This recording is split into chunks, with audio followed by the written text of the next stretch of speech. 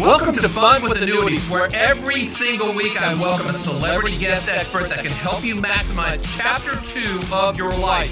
Listen, learn, laugh, and love every minute of the most unique financial podcast on the planet. Let's get to it.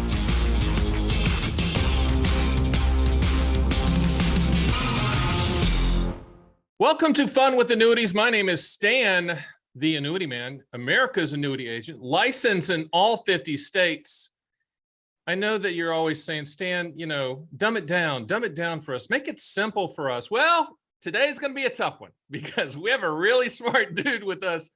And I'm so excited to have him on because I've been chasing him down for a while. I mean, he's avoided me as he probably should have for a long time, but he works with a company called CANEX. You might be familiar with that because Gary Baker, the grand poobah of CANEX, has been on this show numerous times. And actually, I asked Gary's permission if he could be on. Without further ado, let me explain who's on the program.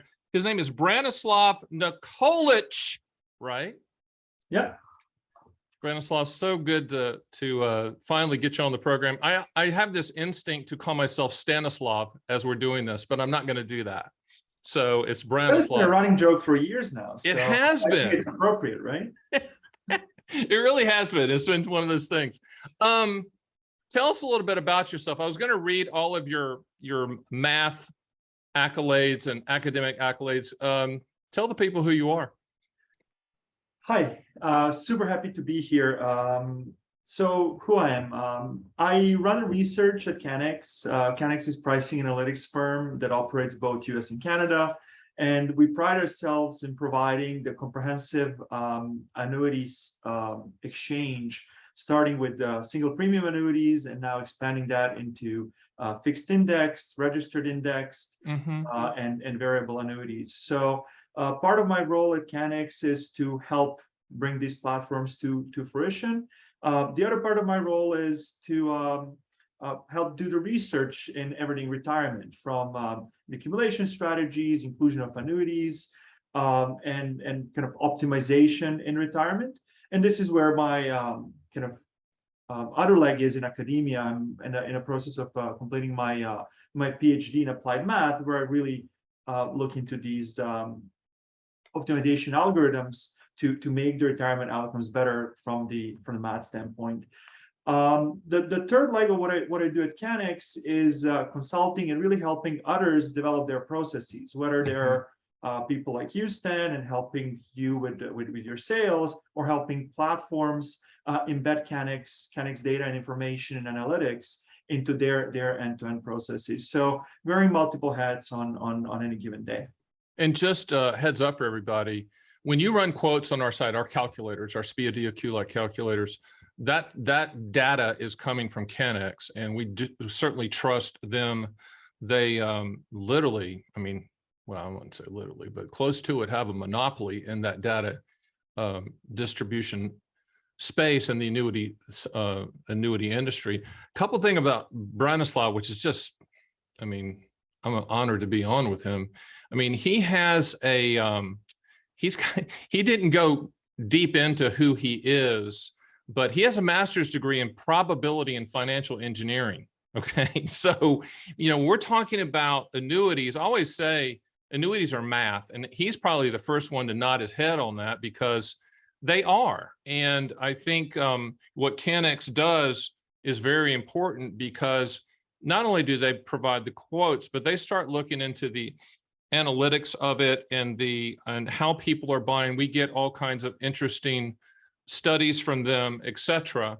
I've read a couple of articles that you've been a part of. One of the guest celebrity superstars that's been on this podcast is David Blanchett, and you did a recent article was entitled "Some Income Guarantees are a better deal than others." Can you dumb that down for our listeners and viewers on what that means to the consumer? So there are a few things, and again, it's always an honor and pleasure to work with David on these types of articles and research. And again, just to go a little bit back to my history, like I was really blessed to work and with and along industry superstars in my young career. So I started as an intern with Moshe Milevsky, was with his startup initially. Then that startup was acquired by CANEX, enter CANEX, obviously Gary and Lowell, and then Tommy Kotolan later on. So David, Michael Finke. So I've been really blessed to get to participate in these research projects. So I just want that to be an opening line for all of this.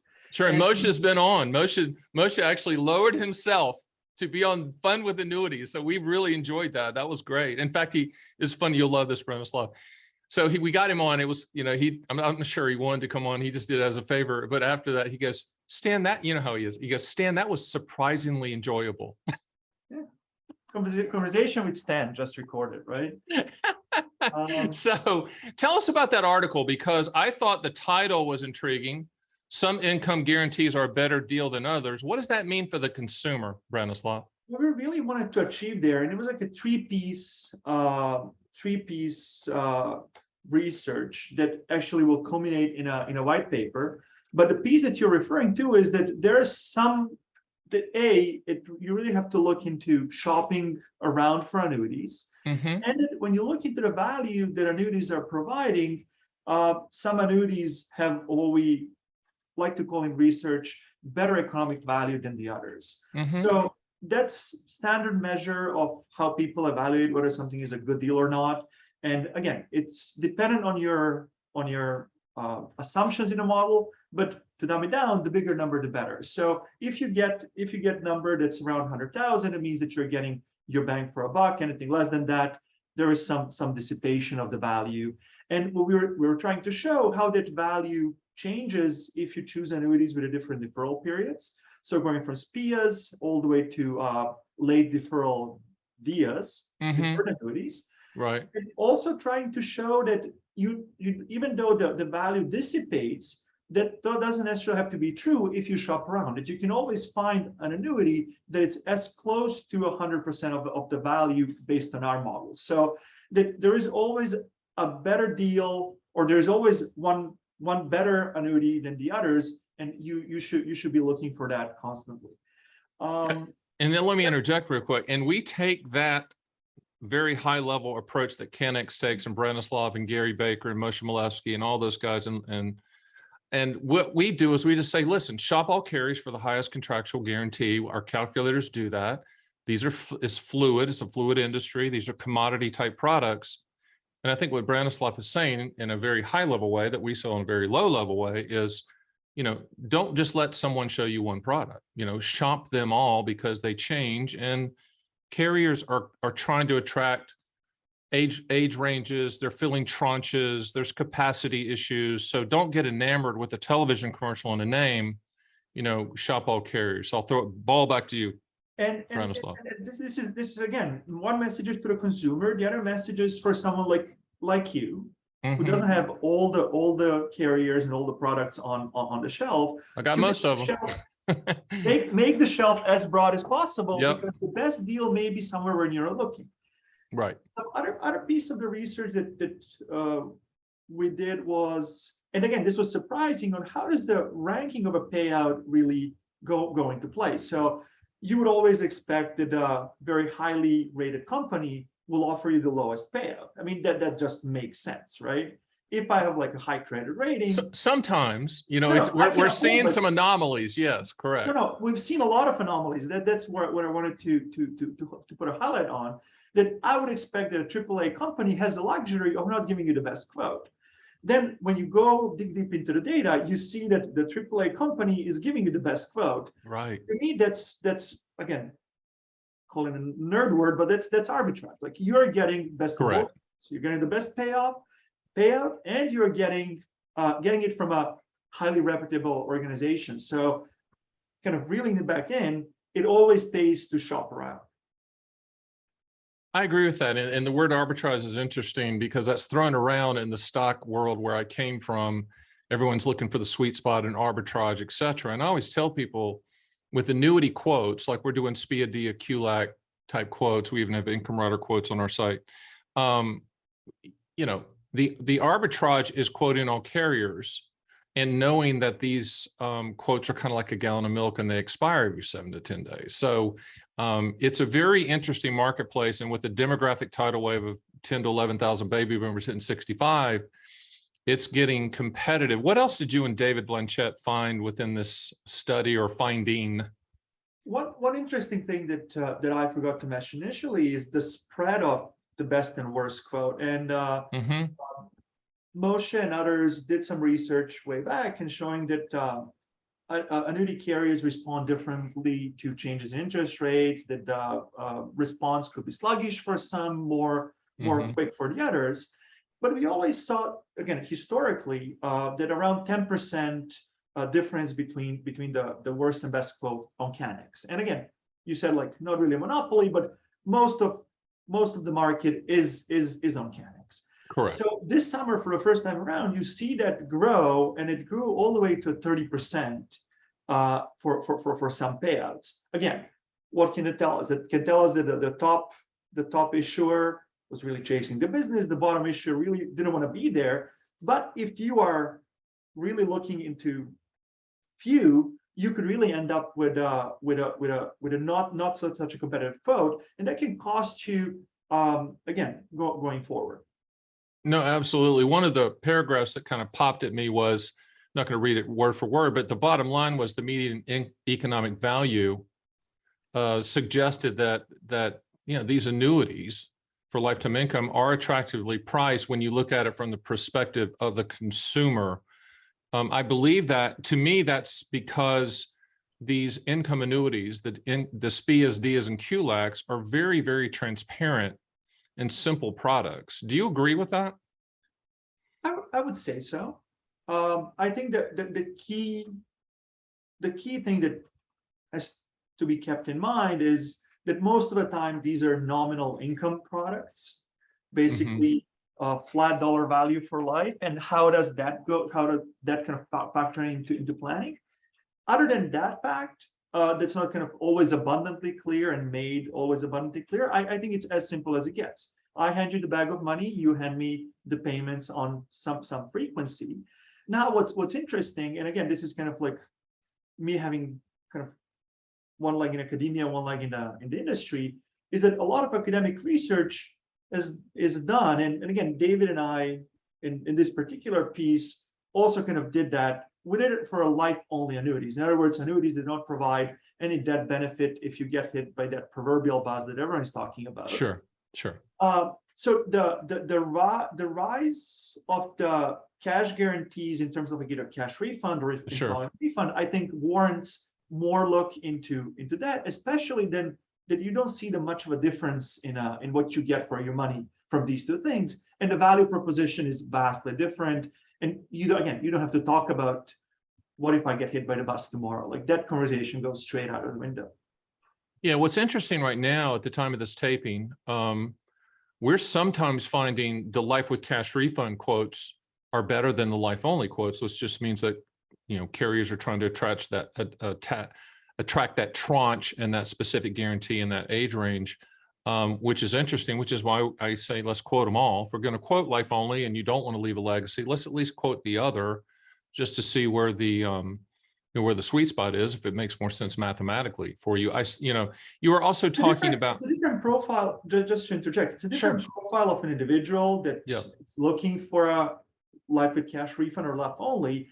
But again, if you have super healthy individual worrying that you're going to live to like 120, that's fine, even if they get a better quote with a cash refund. I think the flip side is that I think with a cash refund or installment refund quotes, you're trying to attract someone who doesn't really believe that longevity runs in their family. I don't think that's 100% true, Branislav. I think that, and I would encourage you smart academia, high IQ people to look at it a different way. Most people that get to retirement, chapter 2 of their lives, they did not come from money or from means. They're like myself. They came from very, very low class, middle, low class America, didn't have money. And now all of a sudden they have it. And I don't think they're looking at it from, hey, I'm not sure my longevity is good. I think they're looking at it from, I've worked my ass off for this money, excuse my French, and I want to make sure that 100% of it goes to somebody in my family, even though the annuity company is contractually obligated to pay as long as I'm breathing. I really believe that's the driving choice and reason people choose installment refund or cash refund or period certain attached to that life contingency, because they've come from nothing and they've made it. I have to remind people a lot of times, Branislav, that they've won the game. You've worked hard, you put money away, but even then you have scars of what I call scars of the lower class, scars of the middle class, that money still means a lot to you. Even if you have millions of dollars, you don't want to see the money go poof.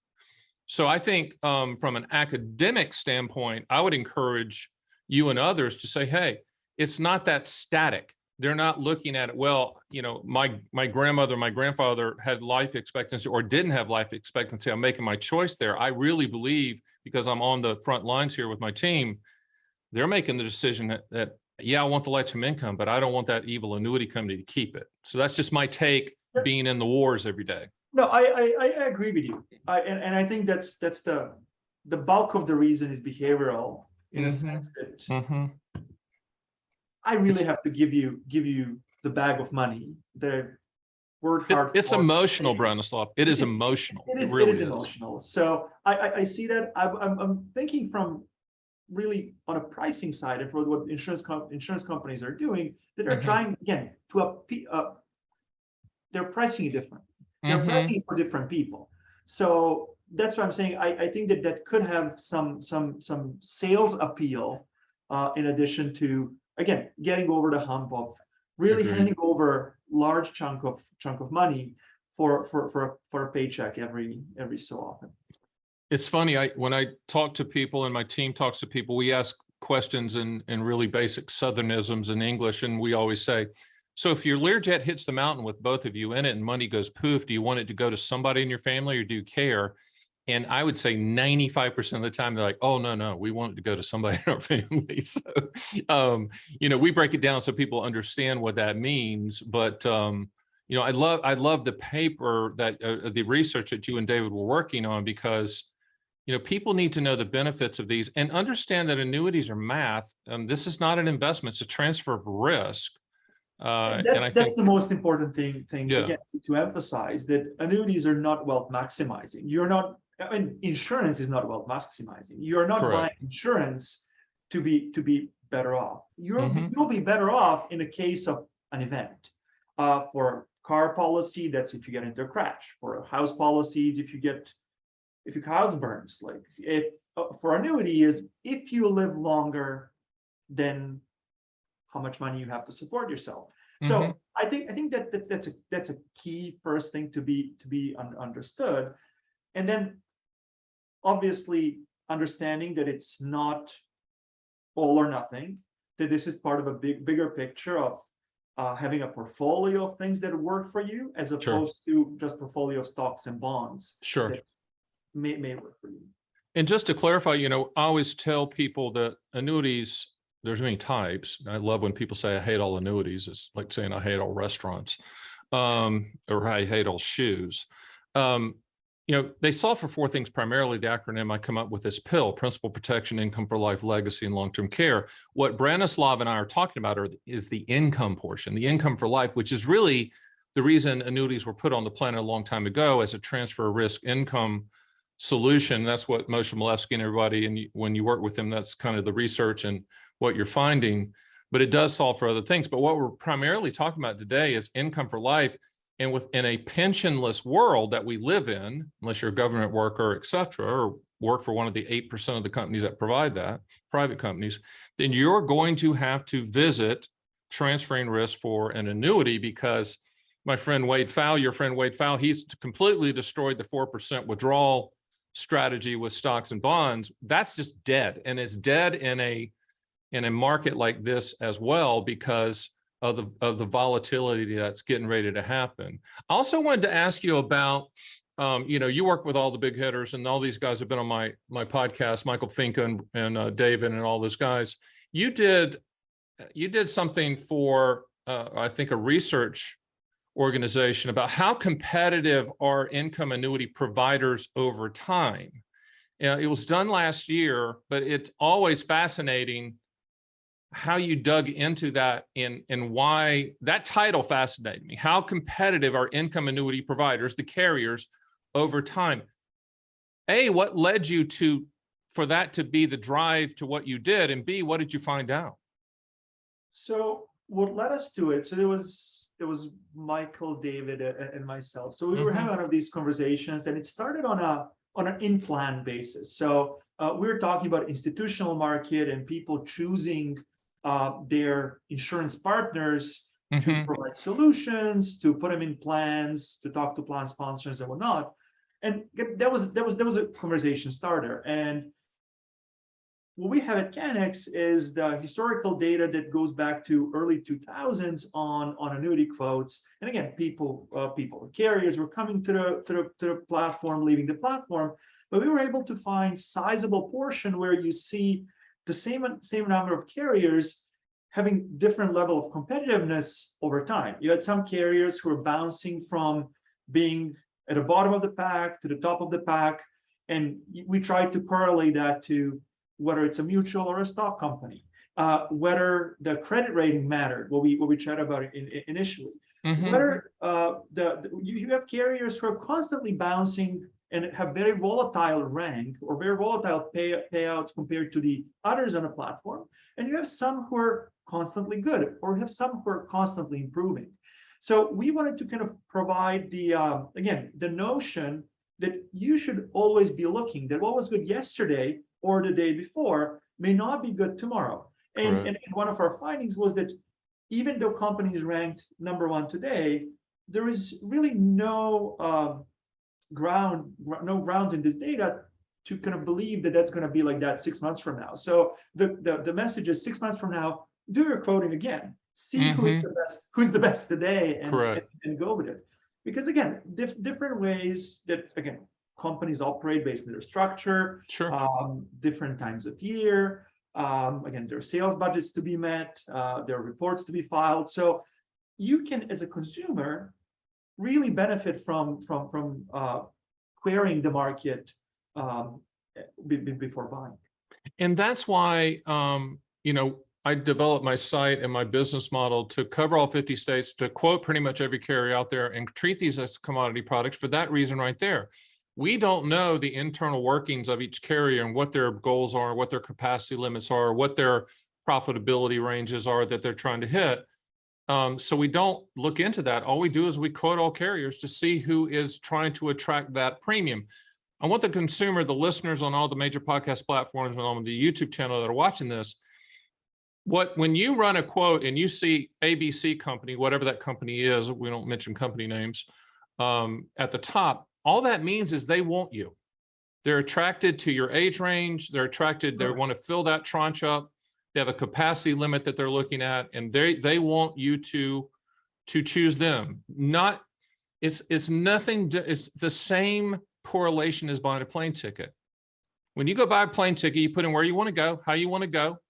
Your first class would be life with cash refund, economy would be life only, and then they bid on it. And you really shouldn't make it any more difficult than that. It gets more difficult with the indexed annuities, the registered, the RILA products, et cetera, that you're doing a lot of work on as well. Any comments to that? We're going to pivot to that. Yes and no. So again, you're right. You're right in principle. You put yourself out there and see what's available to you. And again, we've seen that the payout rank varied based on age, based on gender, based on company. So it was multidimensional. We really tried to quantify how much would you be losing if you go with a single provider all the time, and try to kind of find that ratio of you'd lose a lot versus the best quote. And you can see that in the paper, but the answer was significant amount,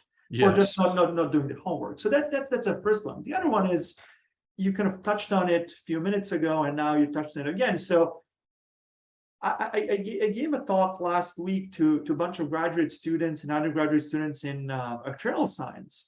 And when I said annuity, everyone kind of nodded their head. It was like, oh, I know what it is. Like, that's a bag of money, give the payments back. I was like, no. The annuities that we worked on at CANEX, that's one kind, but there's all these other things that come under the name of annuity. Sure. That really has the one portion, the income portion, that kind of is talking about the annuity. Everything else is an investment vehicle, in my mind, tax savings vehicle, in my mind. All the other things that you can achieve with it, and the annuity is just one part of it.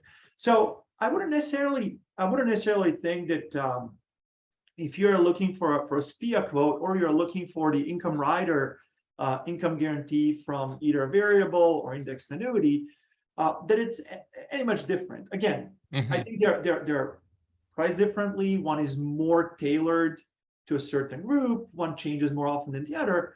But I still think that, and then we did this research a few years back, and it was Tamiko, myself, and a few others.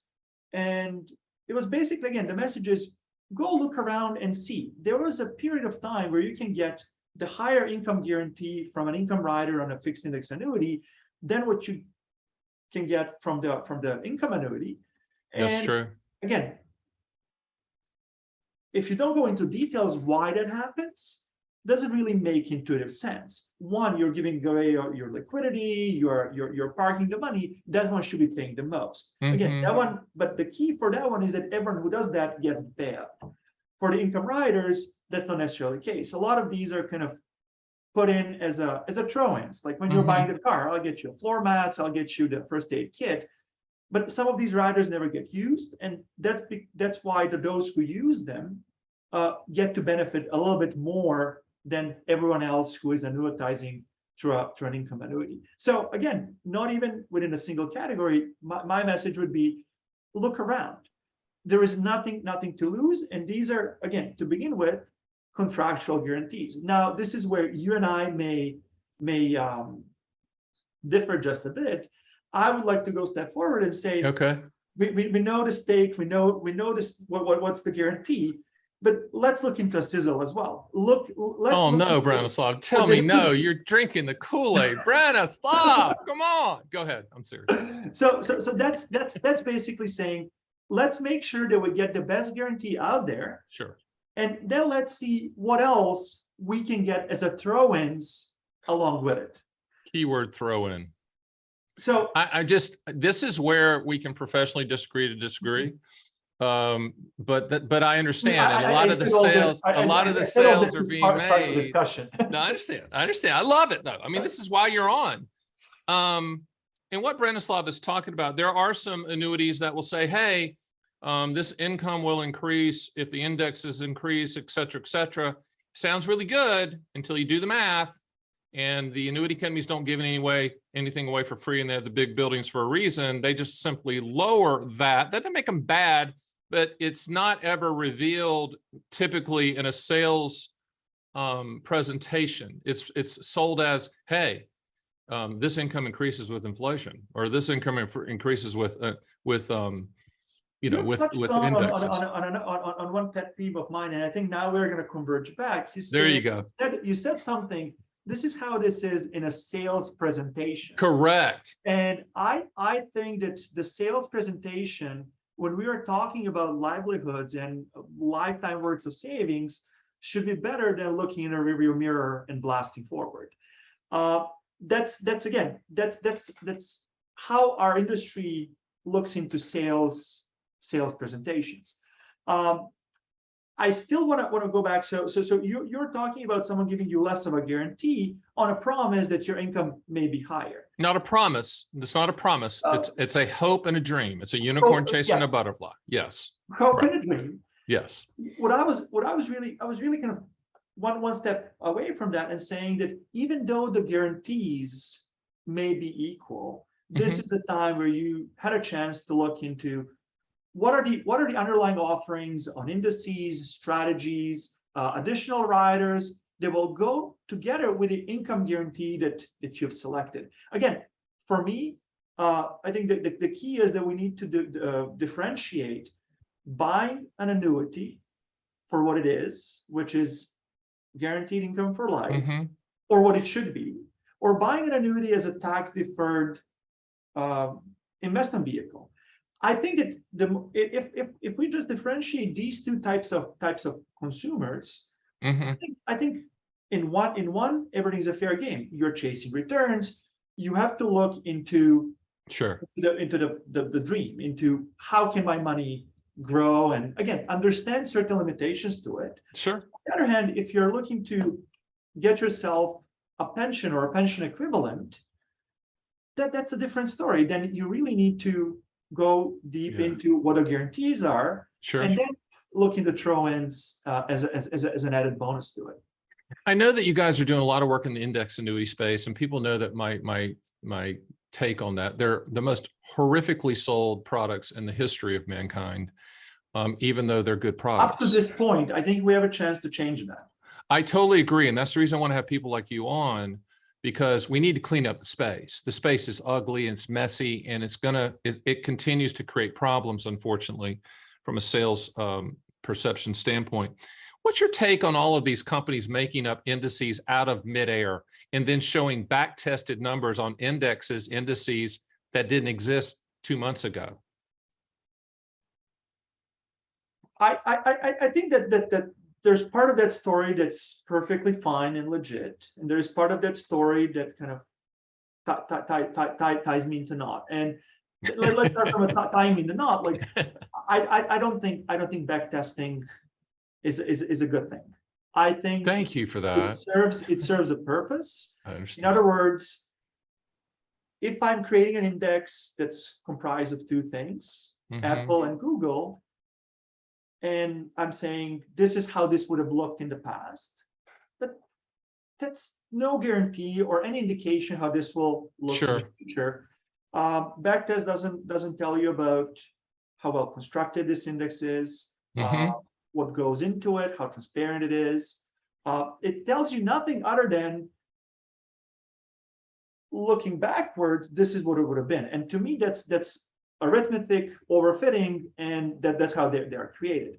The danger I think that poses is that when you layer another concept on top of it, which is creating strategy and annuity, and then you start kind of looking backwards, and you get into a situation, it's like, hey, Branislav, is it really possible that I could get like 14% on this fixed annuity or fixed index annuity with this particular index? I was like, yeah, if you're looking for that particular year, and if the annuity that you're buying today was available back then under the terms and conditions that you're buying it today, then absolutely, if index existed, if annuity existed, and if returns panned out to be like what it was back then, yeah, and then 14% is what you would have gotten. Would have gotten is the key word here. Now, I think that there is a way forward.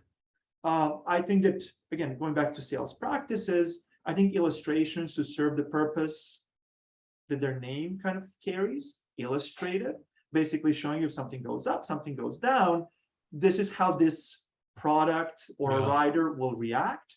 I always joke that what we do at CANEX, we provide these annuity engines. We can pass the returns that you believe in, we can pass the returns that happened before. For that matter, we can pass a sequence of heads and tails and see what happens. The key is to understand how the product operates. And if you are to put any fuel into that engine, make sure that that fuel is legit and it makes sense in a broader sense.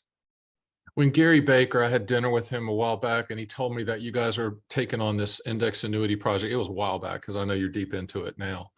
I'm like, that's got to be hard, because rules change every year, and every carrier, it's like a moving target. You always tell people, when you buy an index annuity that has a 10-year surrender charge with a 1-year call option, you're really buying a 1-year guarantee with a 10-year surrender charge. We can look back at the renewal rate history of a carrier, but we can't tell you that's going to happen. Can you actually? We have systems in place here, because I'm who I am, that we do track the pro-consumer favorability of some carriers. But like you said, it's hard to track. And we it's try tough. to do that. So the reason I'm saying that is that a few years back, and again, I think this is still a project worthwhile doing, but I think it has a survivor's bias in it. We tried to round up carriers and ask them to give us this renewal rate history on an anonymous basis that will kind of huddle over it, drive some conclusions, and give back a report in saying, how is our industry doing? Surprise, surprise. We heard from some, we didn't hear from the others. Some are very diligent in sending their renewal data right away. Point taken. Went nowhere, because what we've seen was a case of carriers who really don't play into changing the rates or changing parameters field, gave us their data that everyone was aware of. I want to go back to what you said, like 10-year surrender period, you're buying a 1-year call option, like sure thing. I think we were in an environment that warranted trying something other than a fixed annuity for a long time. And what was your alternative? You could run with the bulls and say like, oh, this is nonsense. Markets only go up. It will always go up, and let's ride it. If you were in the other camp and saying, oh, I need to mix up some fixed income, or you were getting nothing for it. So this started to serve as a fixed income replacement. And I agree with you, parameters change. But if you have made your decision that this is type of the vehicle that you want to get into, now, assuming today that parameters will stay where they are or be close by, it's honestly the best assumption you can make. I'm not saying it's a bulletproof one, but what else can you do? And then choosing an annuity construct that works better than the other based on your conviction. So there's a lot of things to unpack there, but point being that if you're already in the market for it, and this gets us into the story, are people really in the market for it, or they have a salesman at their door who's creating market for them? Yeah, that's a different story. But I think that there's only so much you can do. Now, what we do at CANEX, we track all of these changes, but for new sales. And we try to help you make an informed choice with all the information that you have. Now, we do it one way. We support other platforms and services. They want to do it their way. But the key is that at least the annuity is represented as close as possible to the one that's coded up in the admin system of the carrier. And again, help people understand how that works. What makes you get up in the morning and want to be passionate like this about annuities? Because people always say, Stan, did you always plan to become Stan the Annuity Man? Nobody plans to become Stan the Annuity Man. Okay, it just happened, and now I'm here. But the point is, annuities are still the financial curse word. Okay, so what's the passion here? Where did that come from? Or did just Moshe Milevsky threaten you and say, you have to be passionate about? No, I'm kidding. No. I actually no. Moshe is one of the key reasons why I end up where I am. So going to math department and doing my degrees, I always thought I would end up on a trading floor, be a proper quant, help trade options, and and Bob's your uncle, right? Then when I was looking for my first internship, my PhD supervisor, who was Moshe's master supervisor as well a few years back, he had a hand in the business that Moshe had. And he said, look, we're working on interesting projects. They're not flashy, but the problems are interesting. And I was like, come on, people, like retirement, yuck. Like, who does that? and I have to go back to my family, to my friends, and say, oh, I'm really a retirement quant, right? Yes. I thought that was a bad thing. Yeah.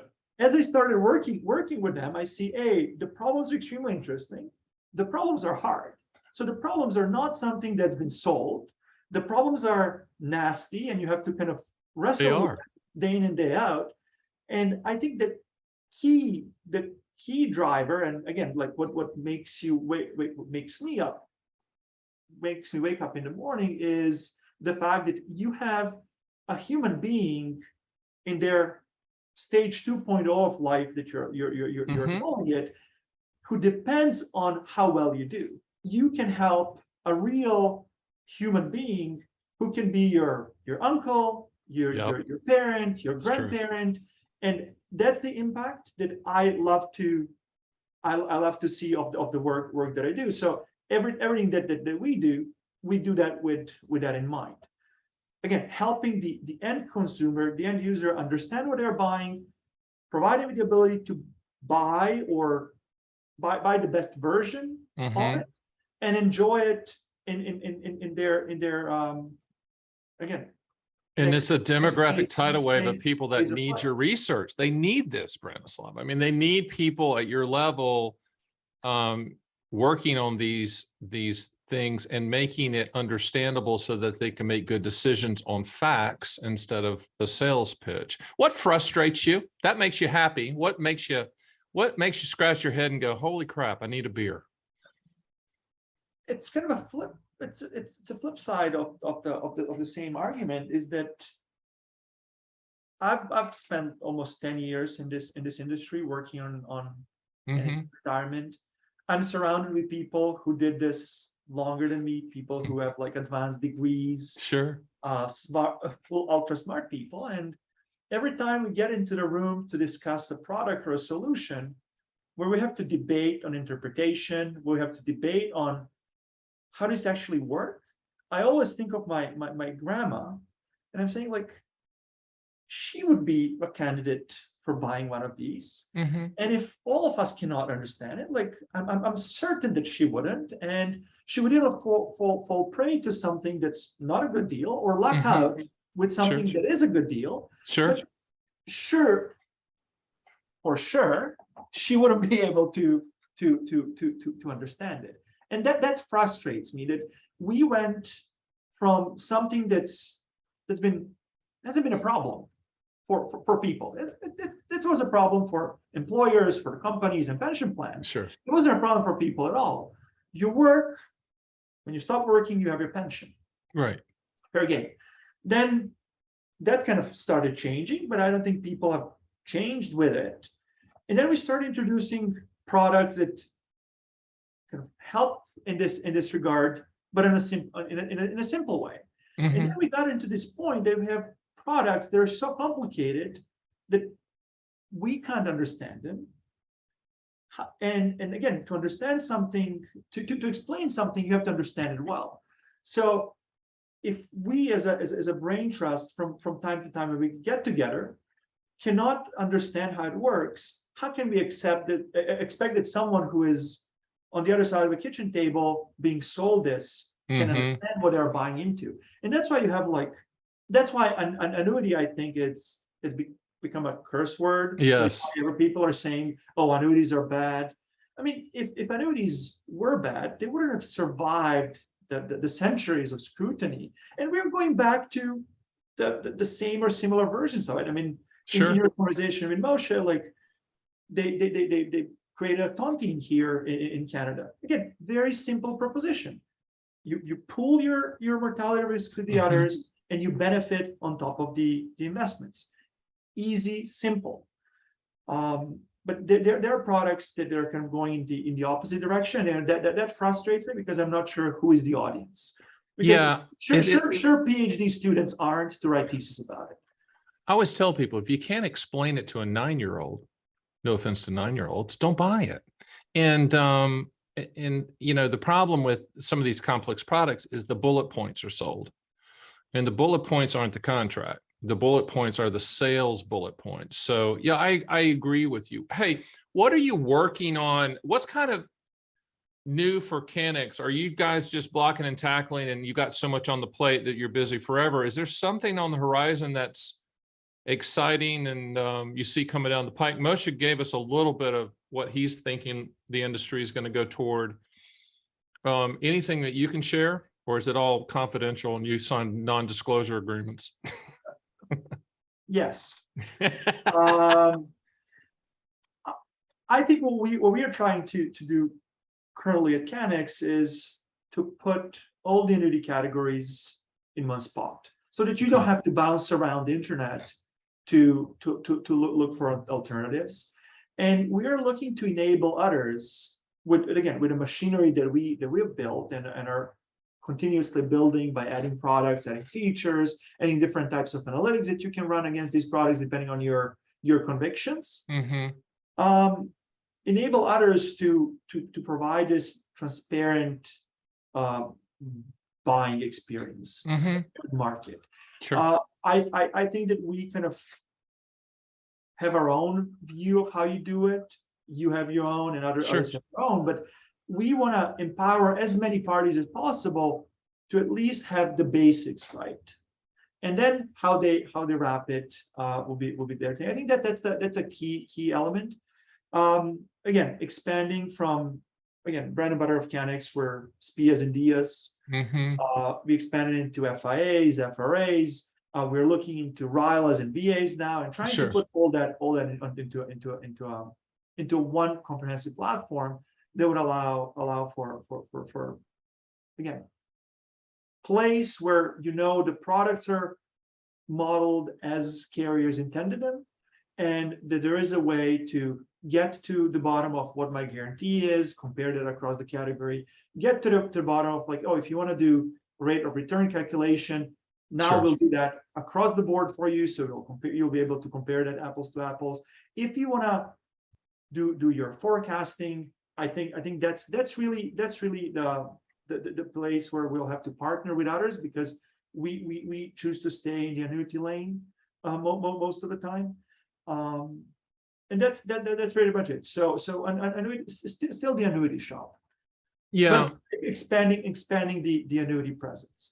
And I'm, the person you work with, Gary Baker, who I think he's I call him the Grand Poobah of CANEX. He's not really the official Grand Poobah. He's kind of the director of operations Grand Poobah. But we're always talking about all of the stuff that you have at CANEX and how to coordinate that on our site, which is a direct-to-consumer site, and provide that information that is easily accessible and decipherable. Second one's tough. And we are going through a new website change over the next 6 months. It'll look the same for the 6 months, and then all of a sudden you're going to flip it on one day and it's going to be different. And the reason we're doing that, people always say, well, Stan, why would you do that? You're like the top guy. Because my goal is to educate the consumer, give them enough information so that they make a good decision. The information part comes from CANEX and people like Branislav and his team. But it's an ever-changing world, and there is a thirst for information. So I'm glad that we're partnering with you, and I'm glad that you are in the space that you are, and young, and going to be here for a long time, because you are going to have impact on millions of people that don't know your name. And it's important. The work you're doing is important, not to get sappy, but we need CANEX digging in and herding the cats of data, as I would say, to make it understandable. And I guess that's your biggest challenge, is to take the data, take the products that can be complex, and then deliver it in a format that people can understand. Is that I would assume that's a huge challenge for you guys. The challenge comes from doing that at scale. So if you think about SPIA, you have, I don't know, 24 carriers, but each of them has like one SPIA and different ways that it will pay out, but it's very simple, fits on the screen, right? With let's say fixed index annuities, you get into this sea of carriers, and then each carrier has the array of products, and each product has few ways that you can get your income from it, few ways that you can accumulate. So the sheer volume is where the challenge is coming from, and kind of keeping up with all that. Again, we have a technology to keep up with all of that. The key is herding the cats, as you're saying, and convincing people that it's in their best interest, in the best interest of their consumer, to be on CANEX, because to my knowledge, we are the only place that get the information directly updated from the carriers. Not that we get an email from the carrier, not that we are looking at a carrier's website. No, we get a data feed directly from their system into our system to get this their own kind of signed off set of parameters, calculations, and so on and so forth. One thing that you've asked me, again, I don't think it's applicable to our conversation, but where CANEX is starting to play more of a role is on the institutional side, and helping drive the message there. So we are part of retirement income consortium that's kind of overseen by Broadridge. Kind of they're the party that brought few of us together, and we have half dozen or so carrier or solution providers as a members. And again, the key mission is there as well. Like some of these solutions are annuity solutions, helping people understand why the default solution is not a target date fund, why you can do better if you try to create a pension for yourself. Why is it not only about accumulation? How does decumulation come into play? And I think Secure Act helps there. And again, Sure. a lot of research and conversation that we are having with others in the industry is swinging this pendulum from what I call retail market and in-plan. But again, the key is a need for guaranteed income, ability to produce that and provide that to the individuals, whether that's in a marketplace or through their pension plans. I think that's the mission that we have to all kind of stand behind together and push forward. I agree. We're coming up on the end of the program. Obviously, Branislav, I want you back on down the road as things happen and new things you want to talk about and share with the consumers, because that's who's listening, the consumers in all 50 states. We got a huge following. But I do this with all my celebrity guests. I don't tell them when I'm going to do it, but there's one. Here's how we close the show. It's called the mic drop moment. And what I'm going to do is I'm going to count you down, 5, 4, 3, 2, 1. I'm going to say go, and you're going to say something riveting, inspirational, walk away moment. So Branislav Nikolic, in 5, 4, 3, 2, 1, mic drop moment, go. I think for me, the key, and I think what summarizes our conversation is we need to help the end user understand, apply, and enjoy insurance products that are made for their benefit. Annuities being a chief category. Whether we do that through a plan, whether we do that in a retail market, I think people need guaranteed sources of income. We are turning into pensionless world. Mm-hmm. We have to keep making our own pensions. So again, Stan, thanks for having me. I mean, this conversation is great. Like one Sure. of many. This is the first one that we recorded, but I think that's the most important message. If you don't have a pension, again, in addition to your Social Security, create your own. There are people, there are firms, there are insurance providers who can help you create your own pension. Pensions are good. Pensions are good. And I think that's a good way to close it. I want to thank everybody that joined us on all of the major podcast platforms, on the Fun with Annuities YouTube channel. Thank you so much, Branislav. Thanks for everybody for joining us, and I will see you next time.